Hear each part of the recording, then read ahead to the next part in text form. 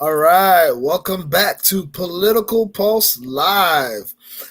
Before we get started, please be sure to like, subscribe, or follow either on Political Pulse Live, our Facebook page, on Political Pulse Live, our YouTube channel, or on Political Pulse 2 on Twitter.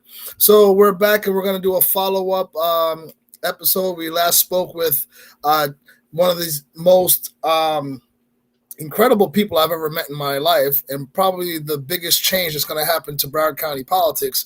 So, someone I refer to again as the People's Champ, or AKA the Disruptor, AKA the Movement, AKA the Movement by herself. We're bringing back tonight Jenna Hague. So, let's go ahead and bring Jenna Hague back on.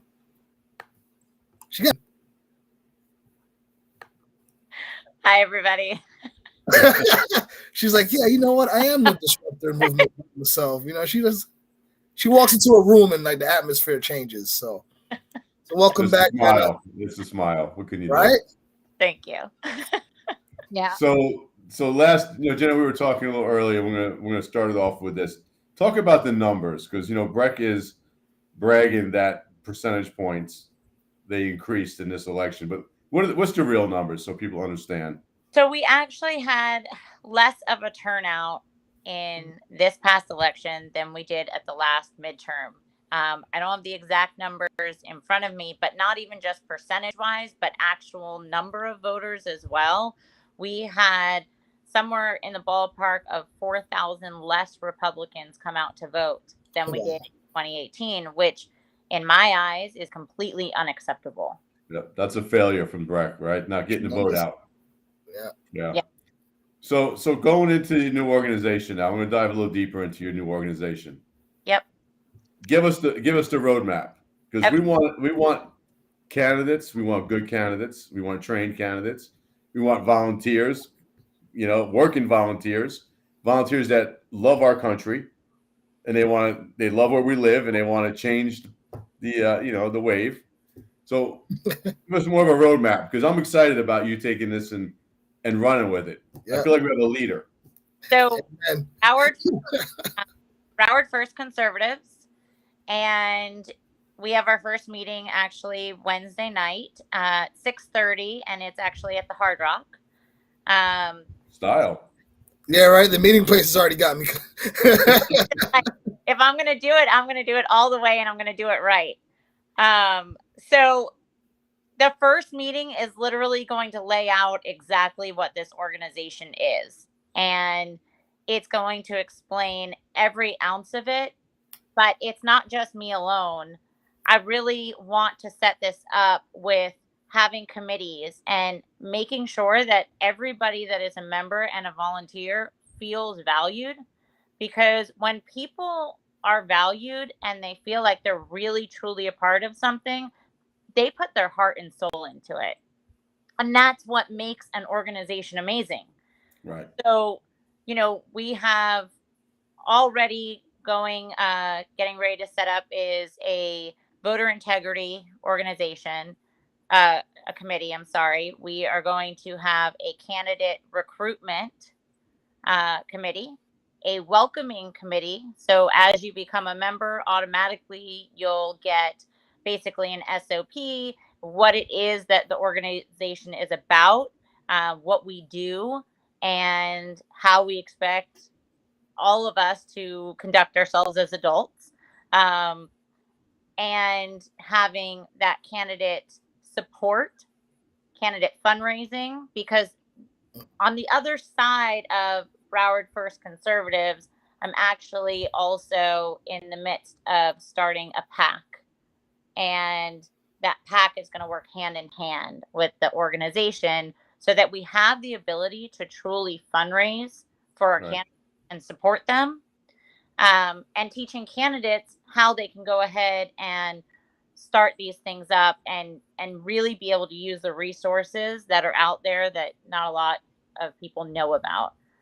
So it's really being able to put our best foot forward and making sure that people feel like they're a part of it. Because one of the things that I learned from being a member of BREC all this time is there was a huge membership full of really, really talented people, and we weren't using any of their talents. Right. We're outsourcing it and buying it, right? Right. And I can tell you, like, there's an amazing person I'm working with who is doing all of like our marketing stuff. And we have an awesome person that is helping us with all of kind of like these little media ideas and things like that. We've got election integrity people that are absolutely amazing, and I've sat down with them to get them more involved. All of these people that really know what they're doing. There's a woman who has joined on, and her background is in operations. That's what she does.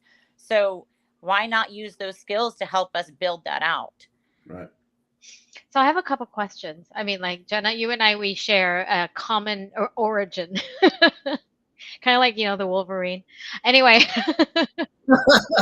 so no, we share a comment. Like our first political consultant is the same person.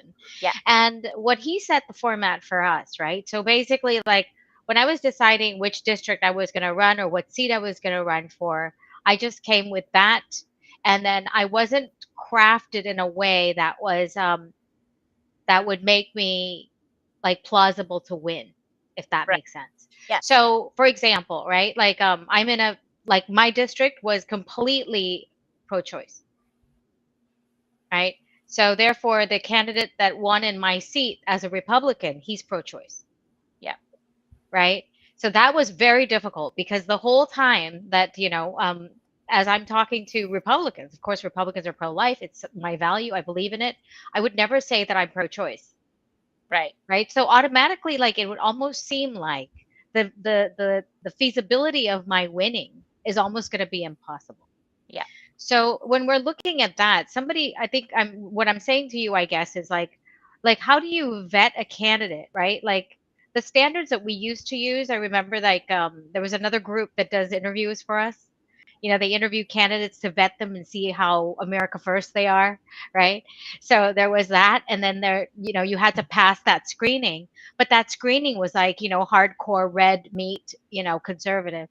So like in that aspect, like how are you planning to, like groom, I don't mean it that way, but but you know what I mean? Like how are we planning to like build up that candidate, right? Yep. So that they will, they will be in that district with their people and like have a chance of winning. So Like what do you see? Have tough decisions or tough conversations with them too. Yeah. That they may not be the right person for that seat. Exactly. So it's also about being able to really sit down and look at what that map looks like. And I shared with Bill, I think like a week ago, a couple days ago, what the turnout from this past election looked like on a map with color, right? So blue, pink, red, being able to really look at what that voter turnout looked like, how it leaned, and then being able to look at each of the districts and really seeing what they truly look like. Because you're right. I mean, if you're going to have a candidate that is as far right as you can possibly get, and they're in a district that is really pretty blue, you're going to have a really hard time there. Yeah. But if you look at what the political atmosphere in each district looks like, and you can find the right person and understanding and being able to have those hard conversations, somebody comes to you and they say, I want to run here. And you look at that map and it's as deep blue as it possibly gets. And they are as far right as you could possibly get. It's not a good match. Yeah. If you find a conservative, a Republican that maybe can be moderate, and that doesn't mean that their voting is going to go to the left. Their voting absolutely will go along the lines of a Republican's values. But you also have to be able to temper your messaging and being able to kind of understand what the messaging in your district needs to look like. find those things that are important that cross all political parties. Right. No, I agree with you on that one. And yet at the same time, I'm also thinking, there are some things like, for example, like Chip Lamarcus still remains the only state representative that is a Republican, right? And he is probably one of the few Republicans that voted no on the on some of the, like the teaching kids, the parental rights and education bill, right? Yep. So, I mean, like, you see that really gives me it's not. I have been, I think, pretty vocal about the fact that I think that vote was absolutely wrong. And I know that he made that vote the way he did because he was afraid of losing his seat based off conversations he had with parents. And I'll never be okay with that because your ethics of what's right and what's wrong should always supersede worrying about if you're going to get reelected. To be incompromisable. Right. And I don't want somebody that's able to be compromised at the end of the day. It is Broward first, which goes right in line with America first. And when you have those hardline issues, I expect that you're going to stand strong. But there are also issues that you can find within the district that cross all party lines. There's also a way to get your messaging across that you can reach people that maybe you couldn't reach before.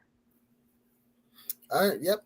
And that's the difference between you and throughout this entire process, the election process, and most other candidates I've come across is like you stayed steadfast on your integrity is unshakable. It's like, and this is why I guess your road is challenging because you refuse to be compromised, and again, later on when people look for somebody who's unbreakable, you'll be it. But right now I don't think they're ready for that because again, the counties and it's not designed like that yet. County's it's not designed like that. They're not ready yet. They weren't ready. So we have a gigantic number of NPAs in Broward County. Right. And only 35% of those people came out and voted. Right. Which means that 65% of that population was not engaged at all. Correct. So are we really as blue as we think we are? And again, with the low voter turnout, again, a lot of things, you're right on that. You're very right on that. And I agree with you. I don't think we are as blue as we think we are, but there's an issue where, again, the party that was in charge or the committee that was in charge of getting the voters to come out lost percentage points on this voter turnout thing. Yeah. So instead of moving forward, we move several steps backwards. And again, it reflects on why the county is the way it is. So, I mean, first things first, get people out. And secondly, make sure they know that there's someone because again, MPAs are really MPAs because they don't have a clear position, but they want a candidate to have a clear position so they can make a vote. Well, we don't even knock on enough NPA doors because they want us to go after Republicans, soft Republicans. That whole strategy needs to change too. The strategy is off. Yeah, it doesn't work. And then the other thing, Jenna, that I think that is important when you're vetting all your candidates, right? We don't want to have good candidates in primaries against each other. We wasted so much time and money with the primaries, with 5 in one district fighting with each other, and it's just why are we primarying ourselves when we can put people in seats? Especially county commission with nobody challenging. Exactly. I was just going to say, especially in a county where there's so many seats, and we have so many seats that just went completely unchallenged. Right. I can't believe that wasn't a big thing. Like, hey, you guys had a lot of seats that were unchallenged, not just county and also state rep as well. Right. Well, the sense that I got, and I can't really say my source on this, was that they knew that they thought they were not winnable seats. That was what was. But the problem is you don't know until you try. I mean, I know agree. Palm Beach looks different, but for instance, the county commission in Palm Beach County, the 2 seats that they flipped, nobody expected that those seats were winnable. Absolutely. Marcy did a great job flipping that. And Sarah.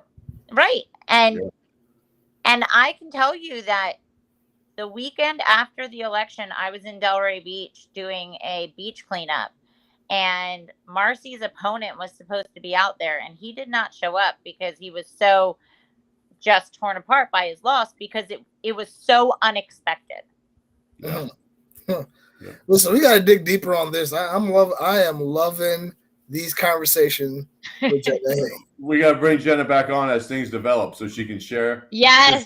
We're gonna do like a whole series on Jenna's life story and her campaign, the ups and downs, the challenges. I don't think anyone has gone through more battle and more warfare during this campaign than Jenna.